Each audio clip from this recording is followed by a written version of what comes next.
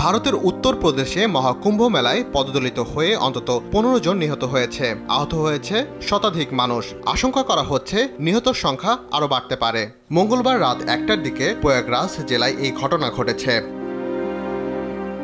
মেলায় আগত পুণ্যার্থী জনতা গঙ্গা স্নানের উদ্দেশ্যে মঙ্গলবার সন্ধ্যা থেকেই গঙ্গা নদীর তীরে জড়ো হয়েছিল।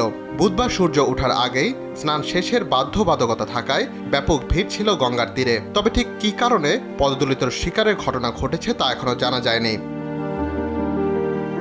ঘটনাস্থলের বেশ কয়েকটি ছবি ও ভিডিও সামাজিক যোগাযোগ মাধ্যমে ছড়িয়ে পড়েছে।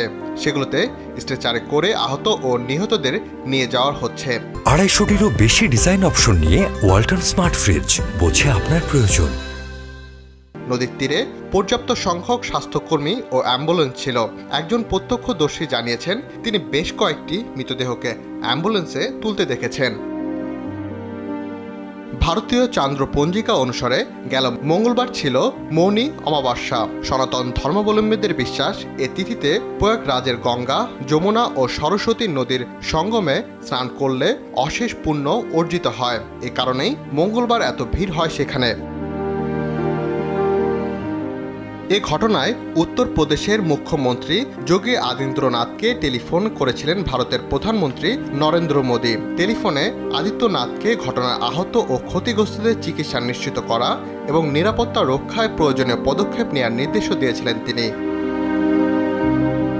ভারতের কুম্ভ মেলা পৃথিবীর সবচেয়ে বড় ধর্মীয় সমাগম হিসেবে পরিচিত। প্রতি ১২ বছর পরপর হয় এই মেলা এবং এতে ভারত ও বিশ্বের বিভিন্ন দেশ থেকে জড়ো হন কয়েক কোটি পুণ্যার্থী। তবে এবার মেলা হচ্ছে, সেটির নাম মহাকুম্ভ মেলা। ১৪৪ বছর ধরে উত্তরপ্রদেশের প্রয়াগরাজে এ মেলা হয়। সরকারের তথ্য অনুসারে এবারের মেলায় ভারত, নেপাল ও বিশ্বের অন্যান্য দেশ থেকে এসেছেন অন্তত ১৪,৮০,০০,০০০ পুণ্যার্থী। জানুয়ারির মাঝামাঝি থেকে শুরু হয়েছে মহাকুম্ভ মেলা, চলবে আরও ৪ সপ্তাহ। রাকিব হাসান, RTV।